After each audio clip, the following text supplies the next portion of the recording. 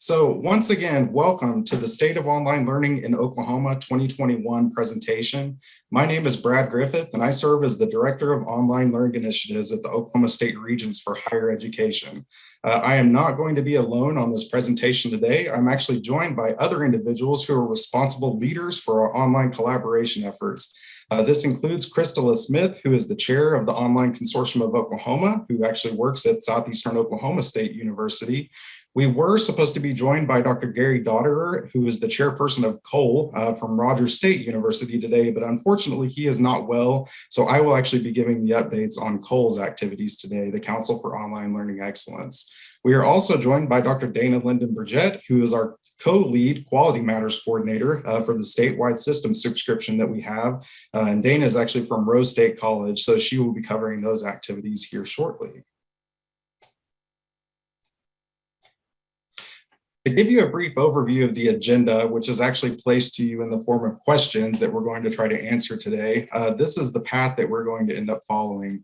The very first thing that we're going to be covering is who is doing great work in online education. We're going to talk a little bit about who is learning online and who our successful students are, or how successful they are, I should say. And in addition to that, we will discuss the opportunities, which can also be challenges sometimes that we face as a state concerning online education. And really, this last question is the one that I would like you to focus the most on today. If you come away from this session and you don't have an idea of how we're trying to build capacity for innovation within online education, please reach out to me and we'll have a private conversation about that, because that's really what we hope to make most clear out of what we're going to be discussing here today. So as promised, the very first thing that we're going to be discussing is who is doing great work in online education. Annually, I have the privilege in this role of actually facilitating the awards process for the Oklahoma Online Excellence Awards. So today, you all are some of the first group out of the entire state who are going to be hearing who our winners are for this year's awards. Just for curiosity's sake, in case you've never heard of the Online Excellence Awards, there are actually 4 categories that are available for these. The nomination window for the 2022 cycle will actually open up on November 15th of this year. So if you have registered for this event, I will make sure that we send you an email out about that when those nominations are open, so that you have a chance to also nominate the great work that your colleagues or perhaps your own team or yourself are doing at your institution. So without further ado, let's go ahead and see who our winners are for this year. The first category that we have awarding this year is in the leadership individual area, and it's a distinct honor for me personally to recognize Miss Marla Lobley from East Central University. And I do have some comments that I would like to read to you that were submitted on behalf of these nominees by their nominators, which were often colleagues from their own institution. Marla was actually nominated by her colleague, Dr. Jessica Cook at East Central University, who commented, "Marla has established an OER work group that meets to discuss initiatives across campus that integrate OER into more courses. Through her leadership in not only this work group, but as a collaborator with the Online Consortium of Oklahoma and the Council for Online Learning Excellence, Marla has led East Central University to excel in online education through OER opportunities."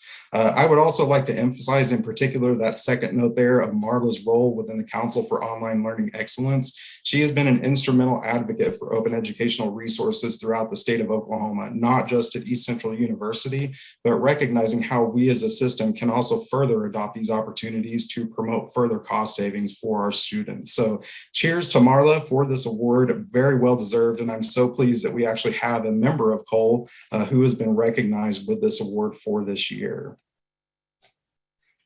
The next individual, or I should say team, who's won the category of team leadership is the first-year mathematics program at the University of Oklahoma. This team was nominated by their colleague at the University of Oklahoma, Dr. Gregory Heiser.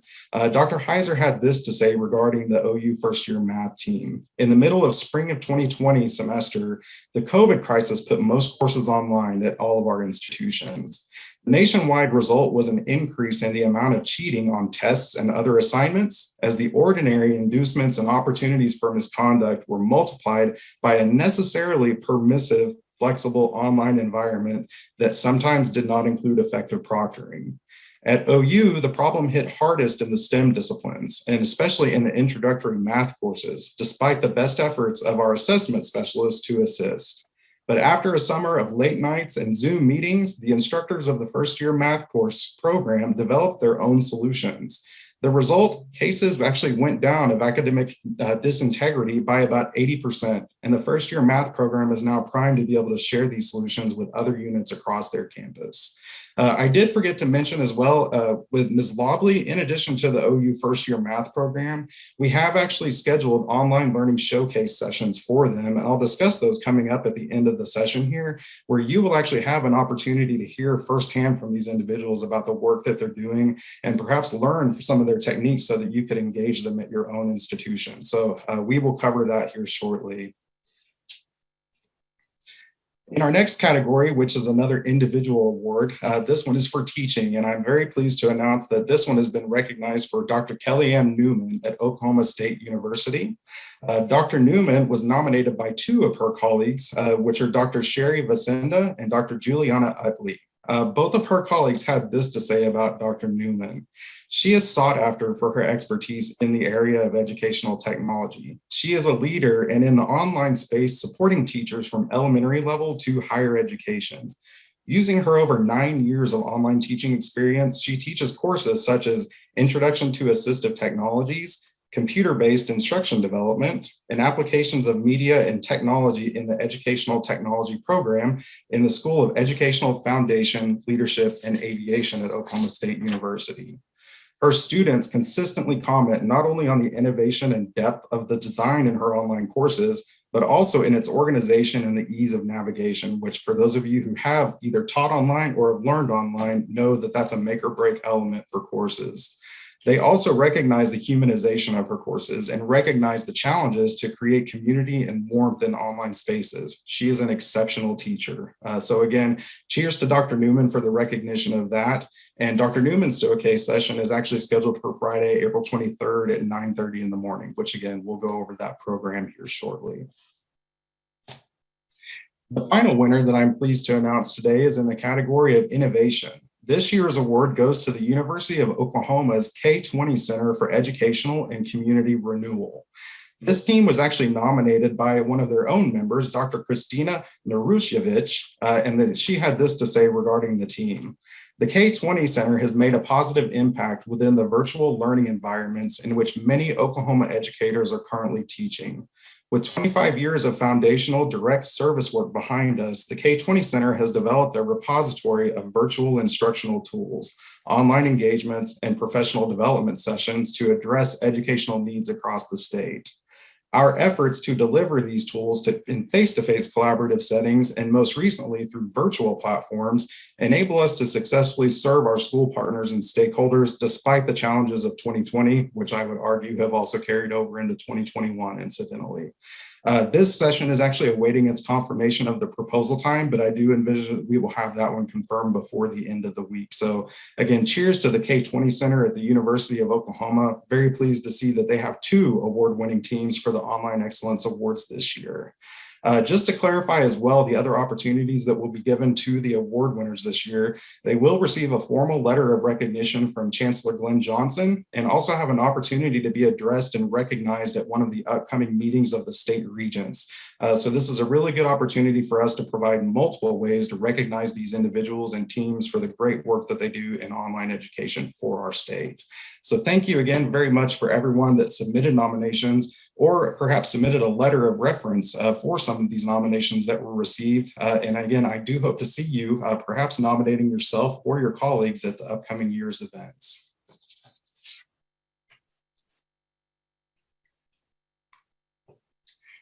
The next session here that we're going to discuss is an annual update regarding online learning data. So who is actually learning online right now? As you can see, the data, whenever we run these reports or do this presentation annually, is generally a year behind. So last year we discussed 2018 and 19, and this year we will be discussing some numbers from 2019 and 20. I will be completely upfront to those of you that did participate in last year's presentation that our data numbers are not quite as robust as we would have liked them to have been for this presentation, but I will be following up with everybody that registered for this event by the end of the month with another report that has a little bit more comprehensive trends because I know that the year-over-year concerns with that data are really very important, particularly to the administrators that are on the call. So Let's dig into what we do have available this year, which is also very impressive, I would say. Student enrollment has actually, again, kind of remained within the same range that we discussed this last year. 57% of students that are within the state of Oklahoma took an online class during the academic year 2019 and 20. This again, I should have actually removed that statistic. I apologize for the 60% there. Last year, we were actually reported at 62%, but due to some changes in the way that we were looking at these numbers, those numbers were not equivalent and able to be compared there. But basically, you can know that generally 1 out of 2 of your students, if not more than that, at your institution is likely to take an online course during the course of an academic year, or was at this time, I should say. The average age of our students has actually decreased for online. So this is a very interesting one. Online learners sometimes tend to be a little bit older than the traditional face-to-face students. But again, this is decreasing here. So we have 23.6 average years of age for online learners. Versus those that are not taking a course that's online. And once again, I think that it's going to be very curious for us next year, looking at the trends and, perhaps even 3 or 4 years out from now to see what effect the pandemic has actually had on the course selections that our students are making and the modalities that they're choosing to take for their education. Course success rates, I'm proud to say, are actually 1 point higher in the arena of online education when compared to traditional or overall courses. So 84 and 85% were the rates of success that we pulled for the 2019-20 academic year. And then retention of those students into the fall of 2020 term, again, this is something that I think is pretty drastic. Overall retention of students was actually at the rate of 68%, while the rate of retention for students who had taken an online course during that academic year was actually at a rate of 81%. So again, a fair difference there, perhaps a greater chance of retaining students who choose to mix in some online or blended education with their other course modalities. So again, I apologize for the very brief coverage of data that we had this year, but again, I promise those of you that are on this call or have registered for the meeting that we'll be providing you with a more comprehensive report later on this month. So thank you for that. Moving ahead, what do we face as a state concerning opportunities again, or perhaps challenges, depending upon how you look at this or the circumstances at your institution. Some of the focus areas that we really try to pay close attention to are student success. So what are the opportunities that we actually have to be able to promote the ability of our students to succeed when they're taking technology-mediated courses?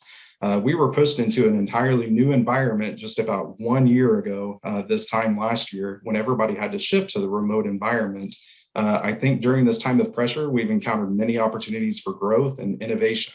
Innovation can sometimes happen during the most challenging times when we have to take a look at the resources that we have and come up with creative new ways to use those. And I think our groups have really met that challenge head on.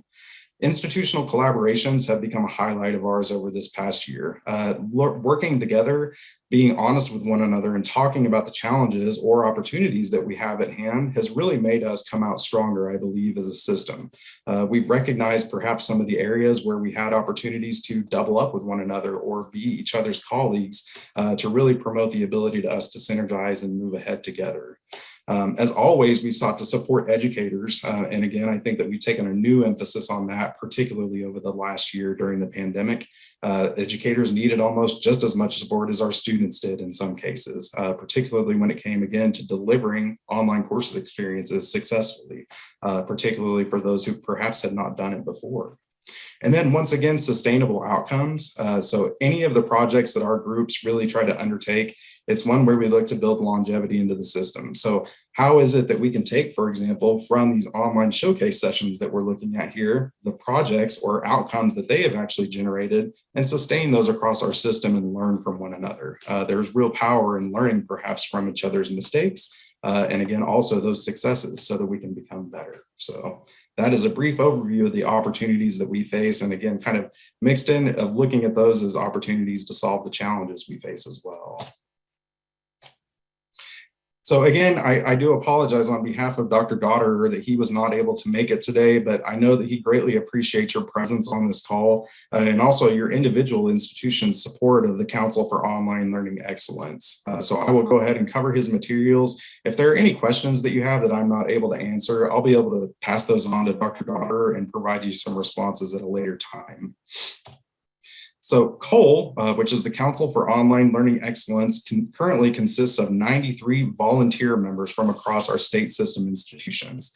It's a very large group of individuals, but I would say one of the most dedicated that you'll possibly find among volunteer communities that are out there. Interestingly, we have 31 organizations that are represented across this organization. So it is not just higher education institutions necessarily that are part of this, but also other organizations that support higher ed institutions and online education in the state of Oklahoma. COLE actually hosts a series of online monthly meetups via Zoom, both for its committee of the whole and the subcommittees, which we'll discuss here shortly. And the real outcomes that you can identify from COLE are actually ongoing innovation projects. And some of those we're going to discuss on upcoming slides here shortly. COLE has 4 very simple guiding principles.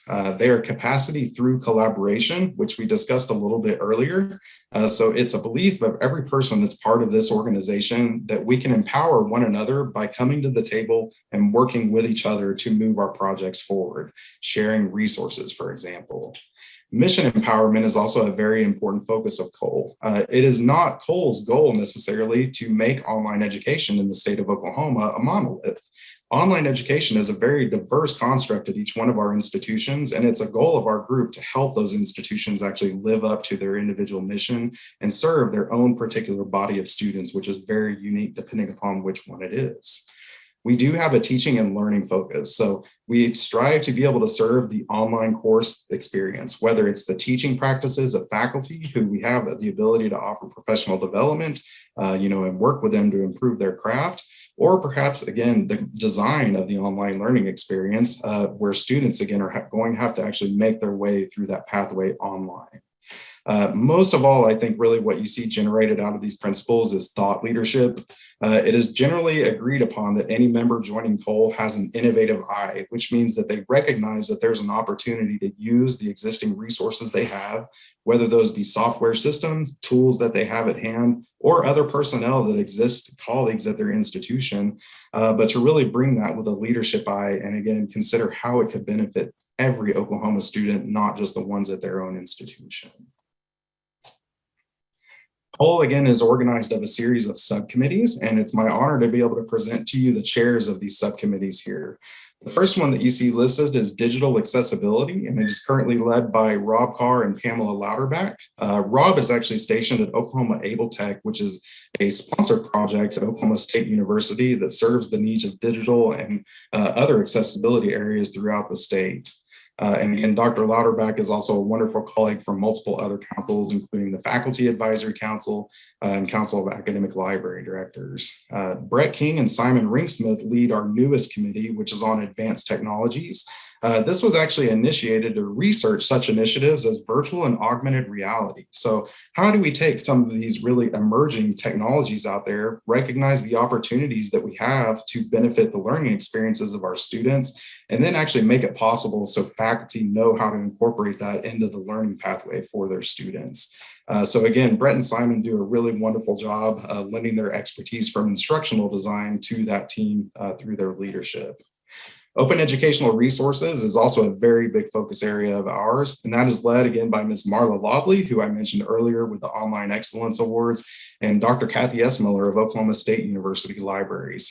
They do a lot of wonderful work in that area to recognize how we can lower the cost of materials or eliminate the cost of materials for students, and also promote open education and open pedagogy among our faculty, which is really an interesting area if you've never dug into that before. We have another group that's on policy, which is led by Dr. Erlene Washburn of Rogers State University. This group is actually responsible for producing policy briefs of a sort. So we take research areas such as intellectual property policies, open education policies. We've even looked at such things as policies related to classroom instruction over Zoom, and ultimately produce briefs on those policies to educate our community. So it's never a matter of recommending, or I should say mandating, coming from that group, but to inform our institutions about what the variables are within these policies and equip them to make the decisions out there. The next to last committee that you see on here is actually the one that was responsible for developing this summit that we've organized for this year. So professional development actually deals with a wide variety of topic areas, anything from open education to Zoom to online teaching competencies. That really kind of runs the gamut of that group right there. Once again, they're headed by Lene Wisenhunt at Oklahoma City Community College and Lisa Friesen at Southwestern Oklahoma State University, who just do an instrumental job getting us to where we need to be and recognizing what the opportunities are to address faculty needs. And then the last one that you see here is just for the sake of mentioning that this awards are actually managed by Cole, but I have the privilege of facilitating the awards committee. We have a peer review committee that actually evaluates the Online Excellence Award nominations and selects the recipients. So I am just the facilitator of that group, and it generally rotates among the members of the Council for Online Learning Excellence.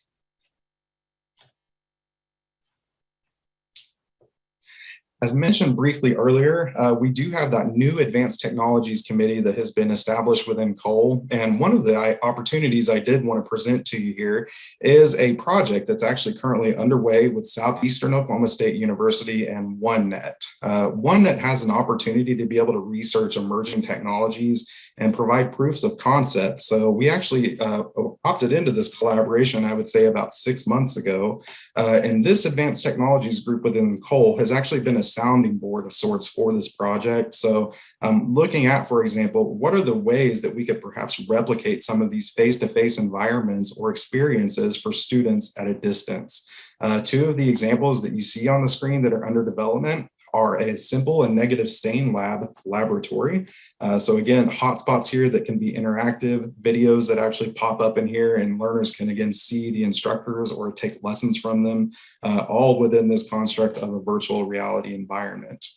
Completely flipping over to the other side of education, you also have the opportunity to apply these technologies within things like choir.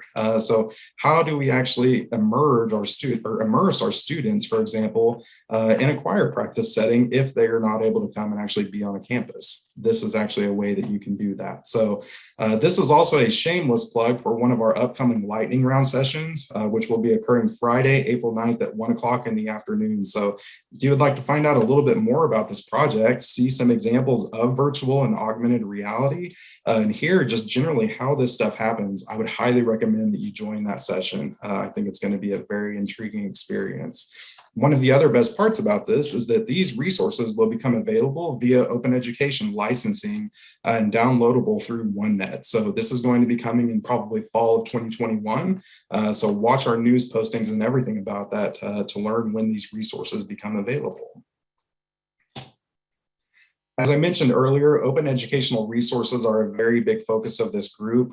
We have actually hosted, for example, a fall 2020 OER Summit back in October, where we actually enjoyed over 100 participants coming to this virtual event to learn OER 101, what is Creative Commons licensing, how do they apply this within their own discipline area, and what it actually looks like to collaborate with other faculty on these opportunities. So I know there's a scary amount of text that's here on the screen, but I'm not going to read through everything necessarily, but just know that the real responsibility of the Cole OER group is to connect individuals for projects. So we have the ability, say, for example, if a faculty member comes and approaches us and says, I am interested in developing an OER textbook for English 1113. We then employ an entire network of individuals to pounce on that opportunity and find collaborators, resources, anything that that individual needs to be able to make that project happen. We have also had the opportunity to generate some collaborations that have resulted in funding opportunities. So one of them that I am just so proud to be able to share here is that we actually had a $428,000 grant that was awarded by the Institute for Museum and Library Sciences to 3 of our institutions, which were East Central University, Oklahoma State University, and Redlands Community College, to study lifelong learning within their context of OER. So Oklahoma, I think, is doing special things concerning OER, and it's this value of collaboration with the institutions together, recognizing that we don't have to go about this individually. There is help available, resources available.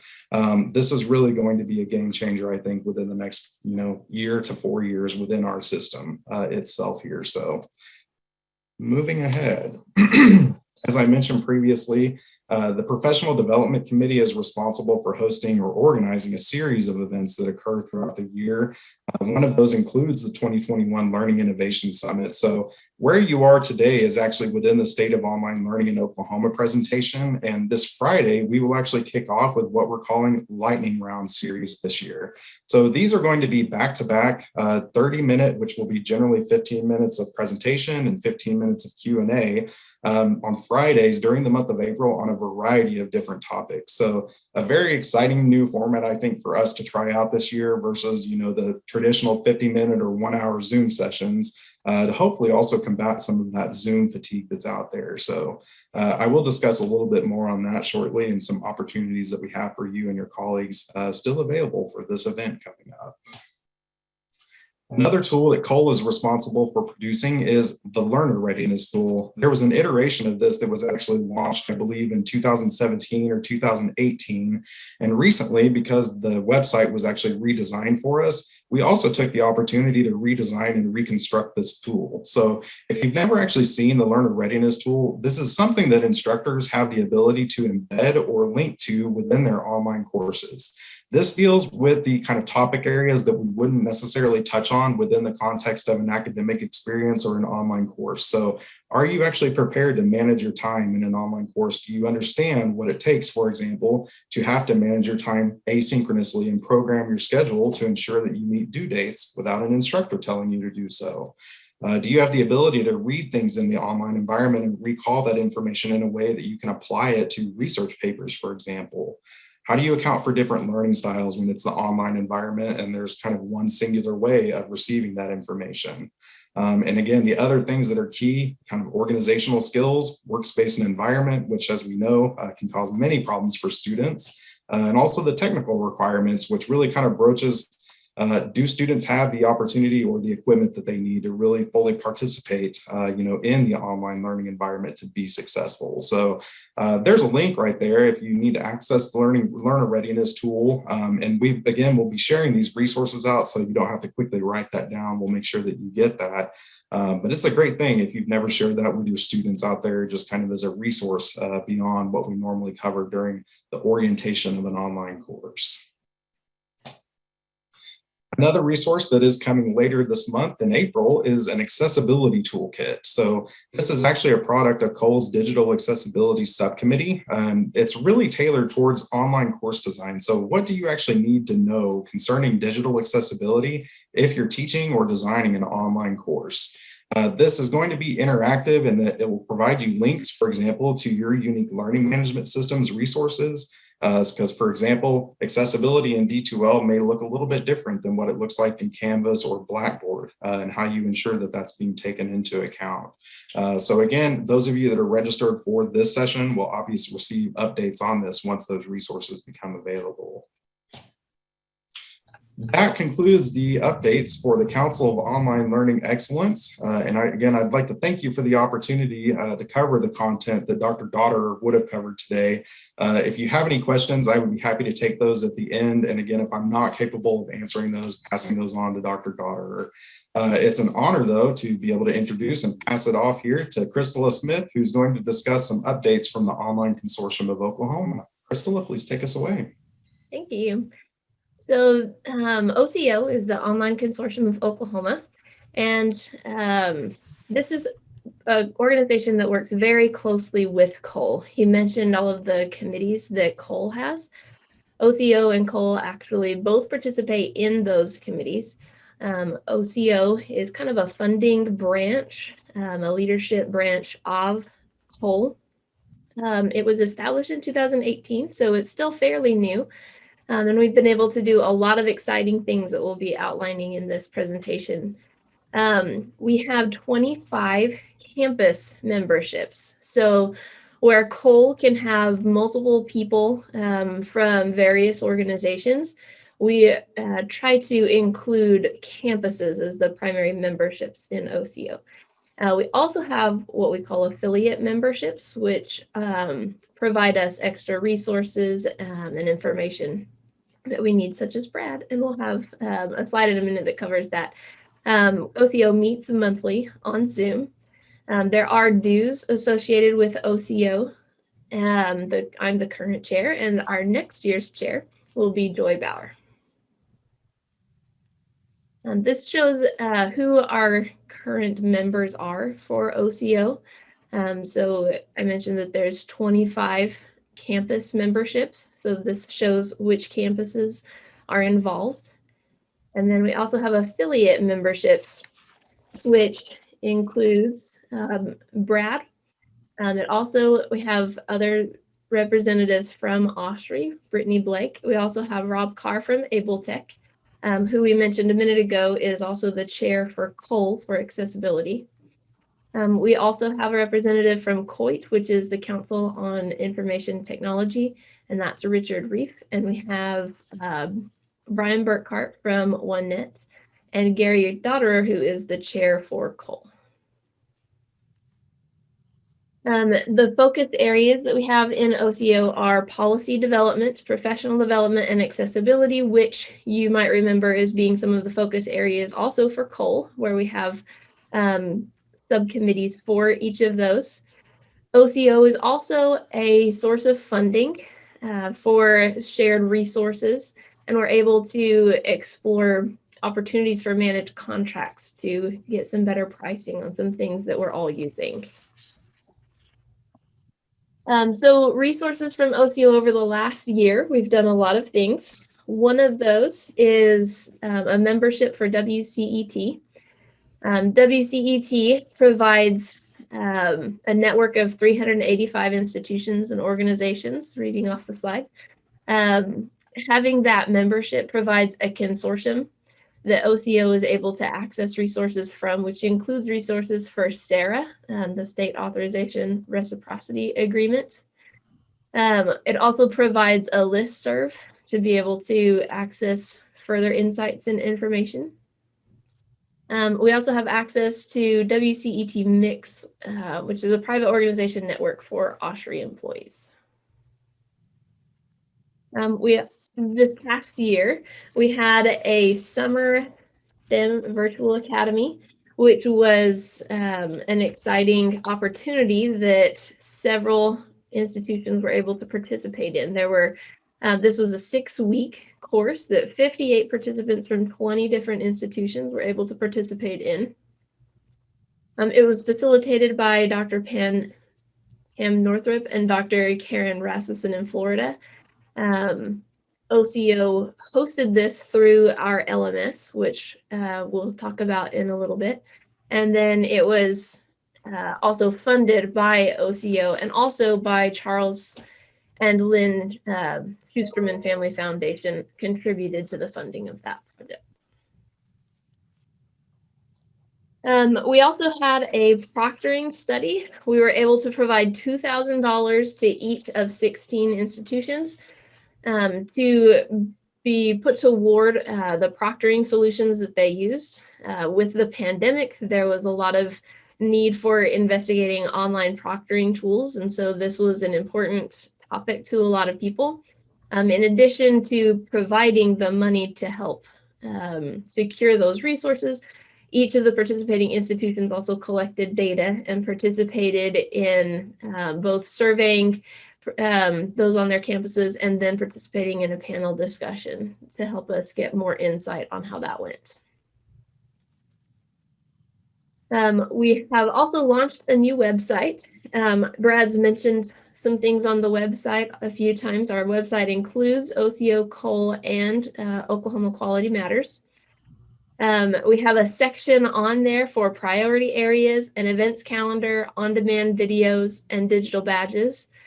We also have an area for the Online Excellence Awards that Brad announced at the beginning of the meeting for this year. It also has a place to get connected. There's a place to join the learning portal where we can get a lot more information out and educational resources. And this is also an area you can go to join COAL if you are interested in participating in that group. Pressbooks has been also a new and exciting initiative that OCO has been working on with COAL.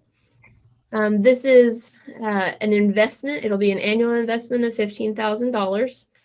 It provides an OER platform for us to be able to develop projects. Brad was mentioning being able to collaborate with others. He mentioned, developing a 1113 textbook or other resources that we want to collaborate with others and build open education resources for. And Pressbooks will be the platform where those will be developed. There are 30 projects available, and there's also unlimited buy-up option for OCO member institutions. You can also get an account by through the link that's shown on the slide. This is some information about Pressbooks. In addition to getting the license for Pressbooks, we're also offering some small grants to be able to encourage people to participate in collaborating on these. There are a couple of $5,000 grants that are geared toward the faculty.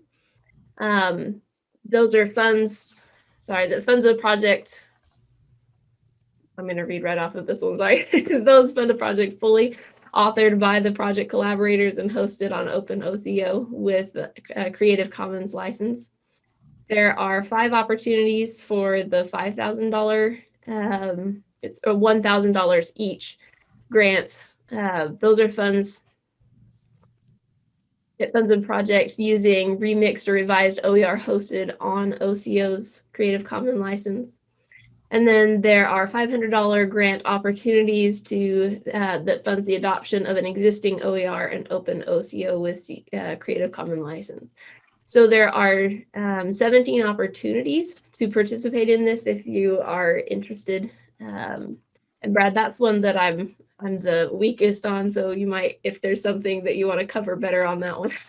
No, I think you did great, Crystala. I'll just clarify on the amounts real quick. It's two $2,500 grants, which are for fully authored OER resources. So this would be custom research or independent research, for example, among the collaborators. That middle one there, that's for the remixing and revising. So you take different pieces and put them into a new edited resource there. And the 10 one, the one that has 10 amounts available, is really the easiest one where you're adopting an existing whole resource. So again, these opportunities will be available to faculty who are part of OCO member institutions beginning summer of 2021. So we'll be sure to send out information about these grants to your OCO steering committee representatives who should share that information with you. Thanks.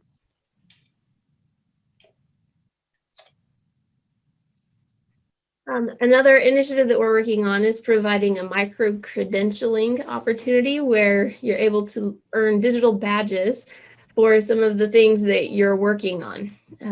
This is another funding opportunity, a funding grant by OSHRI for a 1-year pilot of digital badging. The pilot offers 25 OCO institutions, and also 2 non-OCO, which is OU and OSU. A proposed partnership with Credly Acclaim, which is what you see in the image. This will provide 10,000 earners or 370 per institution. Talent Directory add-on for integrations to LinkedIn, Indeed, and other hiring platforms. So this is one that's one of the most recent things that we're working on right now, is being able to bring in more professional development opportunities that we are able to give some credentialing for as well. OCO will provide ongoing administrative support and professional development. Is there anything else you want to add on that one, Brad? Just want to make sure to clarify on this one. This is actually supporting micro-credentialing and digital badging for students within the system. So this is a bigger part of, I would say, workforce and economic development initiatives that have been underway for some time. I would also add to this that during the last year, the regions had 2 opportunities to partner on some grant proposals that would have allowed us to really jumpstart this on a state effort. So we had an opportunity with OCO to launch a smaller scale implementation of this pilot, and that's what we're planning on moving ahead with. So we'll have an opportunity at institutions to be able to create these new kinds of programs, which will be shorter in nature, embedded within existing opportunities so that students can be able to share the skills that they gain along the way during their college experience with these employers. Another thing that's really a benefit of the platform that we intend to go with, which is Credly Acclaim, is that it links to a lot of the most important 21st century talent directory platforms, which include things like LinkedIn, Indeed, and elsewhere, so that students can actually be connected to job opportunities on the basis of skill, without little to no action, I would actually say, within that. So there will be a lot of news coming out about this pilot and about this initiative over the next year. And OCO will also have a big role in this in producing some resources to educate our administrators and faculty on how they can adopt these opportunities. Thanks, Ed. And the last thing that we're going to mention is the portal. This is an area that you can go and make an account to be able to get into the learning portal to access some of the additional education resources that we mentioned. And anyone is able to come here and create an account. Is that right, Brad? Yes, that is correct, Crystal. And I just dropped a link to that in the chat, which should contain a link to sign up or request an account. So yeah, lots of great resources in there, including some OER collaboration opportunities.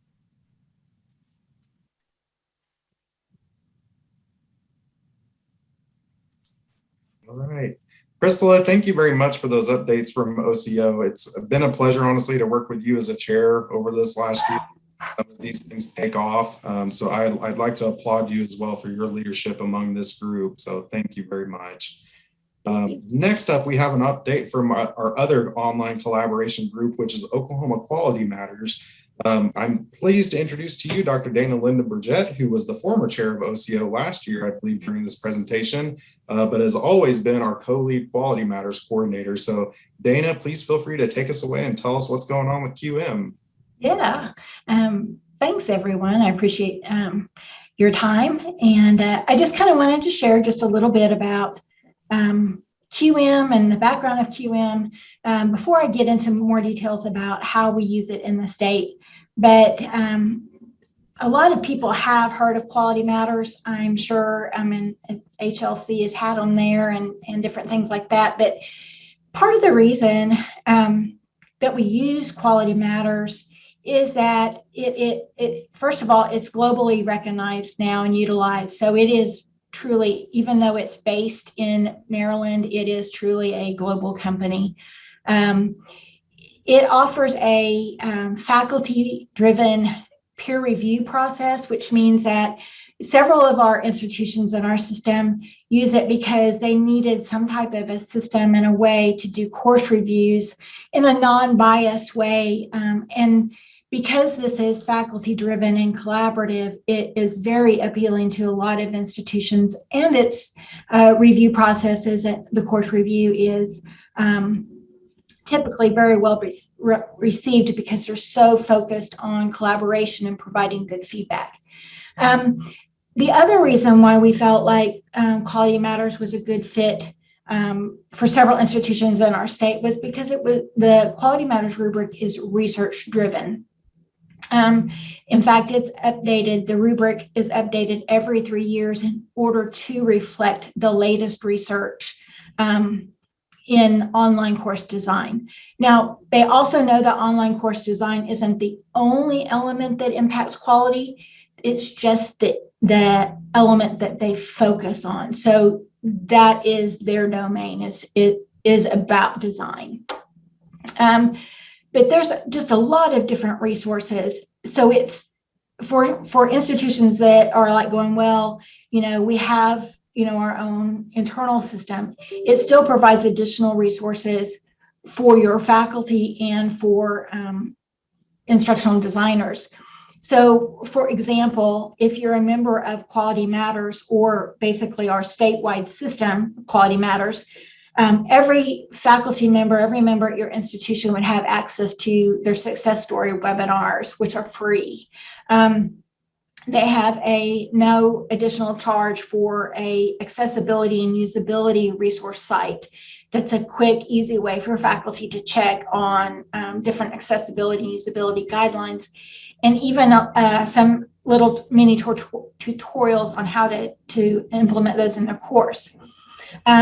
We all have, and actually the general public has access to their research library. So because it's research-based, they share those resources with the public. So you can go on their library, you could search by standard, or maybe you want to search on grading policy or something like that. You can search that research library. So that's a wonderful resource.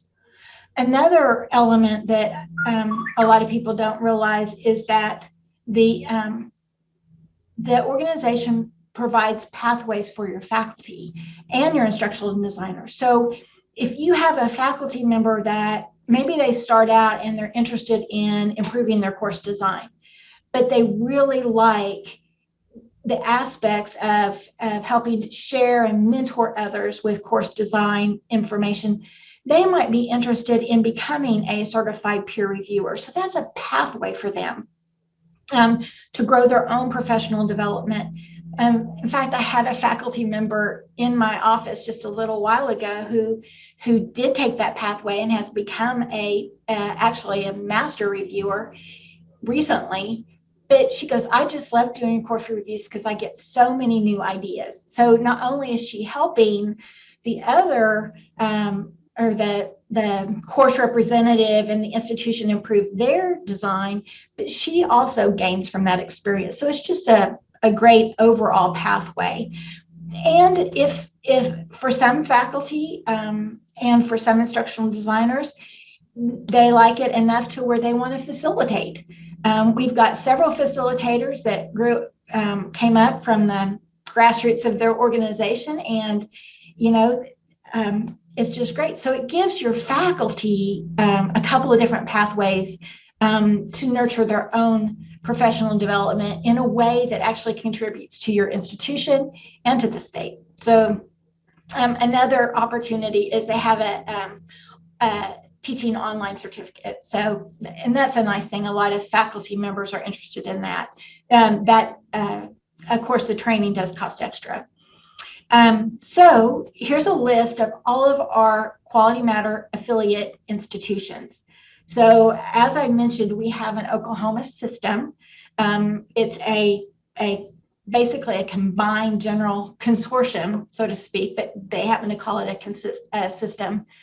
But this is, if your institution is listed here, you have access to any of the resources on Quality Matters. So I encourage, if you see your institution up here, go on and sign up you can create what's called a MyQM account. So just go to their website, click on the option to set up your MyQM account, and you'll have access to a lot of resources through Quality Matters.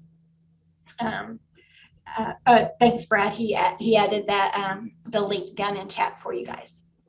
So if you are an affiliate, and you're just curious about what your institution pays, or if you are interested in becoming an affiliate, it is a very economical process. Now, Brad we've put together some ideas to join as an individual. So if your institution doesn't want to join or is not able to join right now, you could join as an individual as well. But as an individual, you don't get the full system benefit. So if your institution could join as an affiliate, it opens up the door for a whole lot more collaboration. Right now, the fee is less than $1,200 a year, and that covers the subscription and a whole host of other things that help us offer some of the resources that we do. Your entire campus, and actually it's anyone in our system can access the entire QM rubric. So your whole campus can do that. You can collaborate within your campus, or if you are working with maybe a collaborator from another institution that is also an affiliate, you can share any QM resources together. As long as you're sharing with somebody within our system, it is okay. We also offer, again, I've kind of mentioned collaboration, because we're a system, and this was a big boost for us to become a system. Even when we only had 5 or 6 institutions, we partnered together to join our own system, because that allowed us to offer a workshop, and anyone that was an affiliate could attend that workshop. And now we offer those workshops. We do offer stipends for the facilitator or their institution.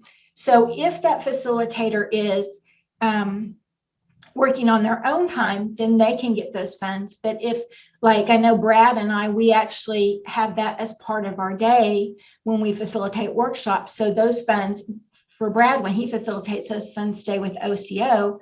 When I facilitate, those funds can stay with Rose State College. So everyone kind of benefits a little bit. So those workshops are offered at about 50% of what you would pay if you went through Quality Matters. And that's where we can pass on the savings to all affiliate institutions. We are building up our group of facilitators, but you can see that for the 102 people that completed a QM workshop this year, what they paid would have been close to 16, well, a little bit over 16,000, but they're actually paid much less than that, and ended up saving close to $10,000 statewide off the cost. So if QM has their flagship workshop is the applying the QM rubric, that costs $200 if you go through QM, and then for us, we charge $85 because our facilitators, even though they get a stipend, we are doing it to help our state. So we don't get the full amount as like a QM facilitator would. But it's the exact same workshop. QM manages all the content and all the material. We can't change it. We can't add to it. We can't take away from it. So it is their content. So it's the exact same content you would get if you took it through QM. All of our facilitators must complete the same training offered through QM. So we have to go through some rigorous training to get to this point to be able to be a facilitator. And it's the same thing QM uses. And then it is a much lower price. Here is a list of our facilitators, and the list is growing. We have some that have just kind of wrapped up some training this spring, and they will be offering some workshops with us next fall. But we do still have some open workshops. They are filling quickly at this point, but I mean, I think we still have some seats available. And I might make us let you know that the OCO website that was shared earlier has a drop menu up at the top for membership, and you can go directly to OKQM, and you'll be able to. I'm sorry. Yeah, Brad said the April workshop was already filled.